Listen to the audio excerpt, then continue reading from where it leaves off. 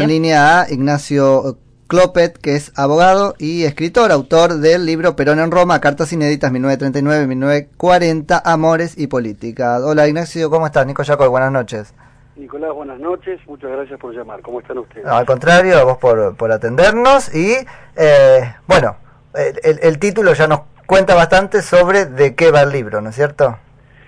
Sí, el libro es una investigación histórica, no es un libro ideológico ni de política. Ajá. Sino que lo que yo trato de hacer es hacer una historia documentada. Parece una cosa media como reiterativa, pero no es tan así. La historia en la Argentina, han escrito los que han vencido en algunas etapas de la historia argentina, o los que han dominado o predominado. Luego ha habido otros que han escrito la historia en forma contestataria o reaccionaria o reivindicando figuras. Claro, en general no basado en documentos, sino en preconceptos o en fin. Exactamente, basado en preconceptos o en estilos o en panegíricos o en los detractores. Sí, ¿no? sí. Entonces a mí me parece que esa es una historia que está contaminada, si uno quiere, por las ideologías. Claro. Lo que yo trato de hacer es hacer una historia en base a documentos generalmente inéditos, documentos no hallados o no trabajados por los historiadores o las personas que escriben, y eso es un poco la novedad que tienen las obras mías. Yo tengo varios libros escritos. ¿Cómo llegaron a tus manos, Ignacio? Y mira, hay veces que llegan a mis manos porque los busco, y hay veces que tengo benefactores, algún coleccionista que ha visto obras mías y me ha dicho, toma estas cartas, que fue lo que me pasó con este libro. Este libro se llama Perón en Roma porque trata de la etapa cuando Perón estuvo como agregado militar en el año 39 al 41 en Europa. Claro, muy importante ubicarse en ese, bueno, en el espacio sí, pero sobre todo en el tiempo, ¿no? Porque todavía Perón no había sido Perón, hay que reconocerlo. Perón cuando vuelve a Argentina, después en el año 43 participa de las acciones revolucionarias y después llega a ser secretario de Trabajo en el 44. Pero acá estamos hablando de un Perón poco conocido, diría yo, desconocido. ¿Por qué digo desconocido? Porque los autores que se ocuparon de esa época especularon. ¿Y por qué especularon? ¿Qué dijeron? Perón estuvo en Roma, Perón vio a Mussolini, Perón vio lo que estaba pasando en Europa, copió lo que vio y luego lo reeditó a lo argentino. Sí. Eso es lo que generalmente se dice. Esa es la tesis más repetida, claro. Y es la tesis que aparte de ser repetida, está dicha tanto por los peronistas y por los antiperonistas. O sea, ninguno de los dos ha podido zafar de esa especulación o de esa interpretación de la historia no fundada en hechos, sino en especulaciones, digo, ¿no? En aproximaciones. Pasa que es un poco la etapa de Perón se sea la idea que se sea respecto de él, ¿no? Hay que concebirlo como un líder. Digo, esta es la etapa de formación del líder. Acá él empieza a formar su cosmovisión, se me ocurre, por el tiempo, por la época. Te puedo decir, Nico, ¿no? Sí, claro. En realidad, Nico, Perón ya era un hombre de 45 años cuando estuvo en Europa. No era un pibe. No era un pibe. No era un militar joven. Ya era todo un señor. Había enviudado de su primera esposa. Había tenido una experiencia como agregado militar en Chile. Otra expedición. Había tenido también otra misión militar en Bolivia en la década del 30, antes de ir a Chile. Era un personaje ya especializado, era profesor de la Escuela Superior de Guerra, era un hombre que había escrito muchos libros de historia, pero no era un improvisado. Yo te diría que ese hombre, un hombre de los 45 años y más de esa época, y que lo que implicaba la formación del colegio militar, y lo que implicaba el ejército en ese entonces en la Argentina, hay que ubicarse también en ese aspecto, pero ya era un hombre hecho y derecho. Hay todo un tema con su ingreso, ¿no es cierto?, en el... Sí, eso lo traté en otro de mis libros, se llama Los orígenes de Perón, Mitos y verdades de sus nacimientos, donde ahí mismo, claro, porque él llega a fraguar un acta de nacimiento, ¿no? No fue así, ¿sabés por qué? ¿No tanto? Eso también son los mitos que se han montado sobre este personaje. Mira, cuando Perón ingresa al colegio militar en 1911, en ese momento no se le exigía a los que se escribían, como es hoy, trae el copia del DNI, trae quit, trae quill. ¿Entendés? O sea que no necesitaba hacerlo, en todo caso. En realidad, uno decía que era hijo de fulano de Mengano y nadie ponía en duda lo que vos manifestás. Ajá. A ver, ubiquémonos en la época, 1911. Sí. Perón, su abuelo aparte había sido un diputado mitrista, ¿sabes? O sea, Perón no era un hombre venido de las clases bajas. Claro. Perón, su abuelo fue diputado mitrista, fue el único doctor en medicina que se recibió en 1867 en Buenos Aires. Esto también contraría bastante el relato extendido, ¿no?, sobre Perón. Bueno, el problema es que los que quieren identificarlo con ciertas cuestiones, a Perón lo identifican como un hombre resentido, pobre, bisnieto de una indígena, y todo eso es falso. Toda esa historia es falsa. Y yo lo he demostrado en mis libros, justamente, donde he hecho una investigación, te diría, faraónica, porque he tenido que movilizar cuántas pirámides para llegar a esos papeles. Claro. Entonces, la realidad es que cuando uno muestra los papeles, las historias inventadas... Se acaban las especulaciones, claro. Claro, se caen solas. Ahora, ¿cuál es el problema? Cuando los autores cuando vos escribís estas verdades, porque yo hablo de verdades históricas, los autores que escribieron lo otro, se les cae el discurso. Claro. Entonces se quedan sin sustento, sus libros pierden sentido, sí. Porque es muy fácil hablar del Perón resentido, del Perón hijo natural, del Perón hijo de una india, y dicen toda una cantidad, una sarta de macanas que, claro, lo que están tratando de hacer es mostrarnos a un personaje como el que lo escribe piensa y no como el hombre realmente fue. Claro. Ahora, eso es un poco lo que sucede. Ignacio, ¿qué le aporta la Roma de 1939-40 a Juan Domingo Perón?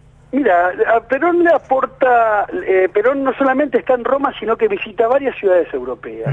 O sea, el libro se llama Roma porque las cartas, que son 7 cartas que él escribe, se las escribe una cuñada con la que él tiene un romance.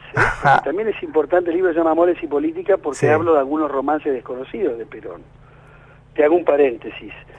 Demuestro el romance con una tía de él, que fue un escándalo, en 1922, cuando Perón tenía 25 años.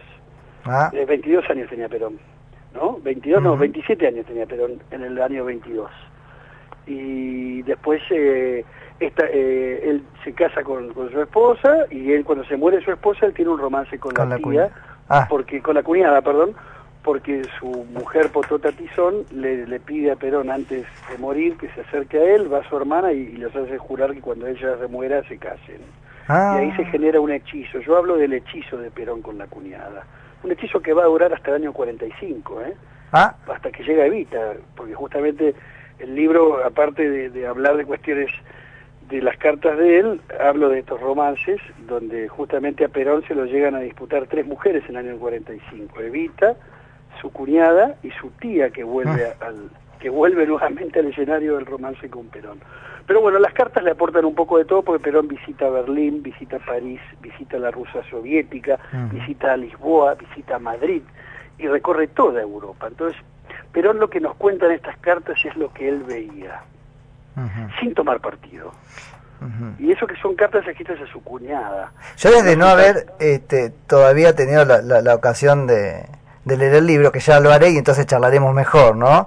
Sí, se me ocurre, y vos contame si esto es verdad o no, que el aporte pudo haber venido por 2 lados. Uno es por la visión geopolítica de Perón, y el otro, hablabas de Mussolini, etcétera, bueno, por su concepción del poder y de la práctica del poder, sobre todo. En realidad él observó de Mussolini, observó el orden, observó las movilizaciones sociales, observó los derechos sociales. También estuvo en la Rusia soviética y observó el sistema comunista. También observó la incipiente España franquista. También observó el sistema que había en ese momento en Francia con el régimen de Vichy, etcétera, etcétera. Perón fue un gran observador de las realidades sociales y de las realidades políticas. Pero vos sabés una cosa, yo revelo una carta de Perón escrita en el año 1900, cuando él tenía 18 años, donde él habla de las injusticias que había visto en la Argentina en una misión, en su primera misión militar en la provincia de Entre Ríos, en la ciudad de Paraná, en un barrio de la ciudad de Paraná. Y ahí Perón observa las injusticias que había con lo que vivía la gente, y él ahí muestra en forma, te diría, encendida, su preocupación por la realidad social de la Argentina. Estoy hablando cuando él tenía 18 años. Algo que, digamos, que nos mostraría que Perón ya tenía una idea muy acendrada desde que era muy joven, y que no fue un improvisado de lo que le aportaron los regímenes totalitarios o la realidad de la Europa en guerra, sino que esas cosas ya las tenía previstas de antes. Claro. Yo observo los acontecimientos históricos y los contextualizo, eso es lo que trato de hacer. Claro. Y el libro lo he podido presentar en 7 ciudades europeas, en 30 ciudades en Argentina. Mañana voy a La Plata a presentarlo. Ajá. Porque además fue declarado de interés, ¿no es cierto? En algunas provincias, en Mendoza, en Comodoro Rivadavia, en Chubut, en varias provincias y en varias ciudades, acá en Vicente López, en la comuna de Vicente López, porque descubrí que la primera esposa de Perón está enterrada en el cementerio de Vicente López, cosa que nadie lo sabía. Porque ese fue un misterio. Cuando Perón se casa con Evita, la familia Tizón retiró de la bóveda de Perón en la Chacarita los restos de Aurelia Tizón, su primera esposa, y nunca se supieron dónde estaba, y se llegó a decir que estaba enterrada en Rosario, porque la familia Tizón había vivido en Rosario cuando los padres de Aurelia, la primera esposa de Perón, se radicaron en el año 1895 hasta el 1900 en Rosario, y se decían que estaban enterradas en Rosario. Es falso, está enterrada en el cementerio de Vicente López, y hicimos un aporte que la municipalidad lo tomó como un hecho importantísimo, porque vos fíjate que ellos están revalidando todo el aspecto del turismo cultural, etcétera, etcétera, que fue toda una movida muy atractiva. Sí. Ani, ¿vos tenías una pregunta? Ignacio, Analía lo saluda. Analía, mucho gusto, ¿cómo estás? Bien. La consulta era la siguiente: ¿qué fue o qué lo inspiró a escribir este libro? Sabiendo, ¿no?, que Perón es una fuente, inagotable de recursos, tanto para el ámbito de la literatura también como para el ámbito político, y cómo también lo definiría como personaje histórico. Mire, lo que me motivó a escribir este libro y los otros libros sobre Perón y sobre Eva Duarte, hay distintas circunstancias. Tengo un lazo familiar con ellos, por algún aspecto. Mi abuela fue prima hermana de Evita, mi abuelo fue abogado y amigo de Perón, confidente de Perón, pero no, eso me permitió tener acceso a alguna documentación, a algunas historias que otros por ahí no tuvieron. Claro. Pero eso no me condicionó, a ver si está claro. Sí. Yo, por ser hijo de tal o nieto de tal, no me da mayor valor o menor valor para escribir algo. A mí lo que me dio la pauta de escribir sobre este hombre es que se han escrito muchas macanas y se vienen repitiendo y se vienen autorreferenciando. Por ejemplo, lo dice un historiador importante del peronismo, y si lo dice él es como si lo dijera el Papa, ¿me entiendes? Claro. Sí, o incluso el mismo Perón. O el mismo Perón. Pontifican las cosas. Ojo, y hay otra cosa muy bien, Analía, muy buena tu pregunta. El mismo Perón muchas veces decía una cosa y a los 2 años decía otra sobre el mismo hecho. Absolutamente, claro. Porque Perón no tenía un asesor de marketing, él era su propio asesor de marketing y de imagen. Claro. Entonces él tenía que mitigar o tenía que digamos, que presentar los hechos como habían pasado, suponte. Te pongo un ejemplo, su estadía en Europa.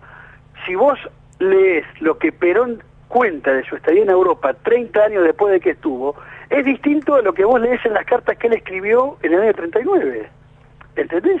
¿Pero eso es porque él lo procesa diferente o porque obedece a una intención distinta? A ver, buena pregunta, Nico. Puede ser por los dos motivos.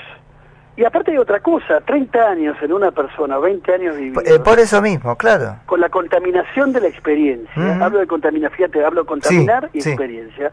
Es obvio que uno va a tener una mirada de esos hechos distinta a la que tuviste en el momento preciso que sucedieron. Sí.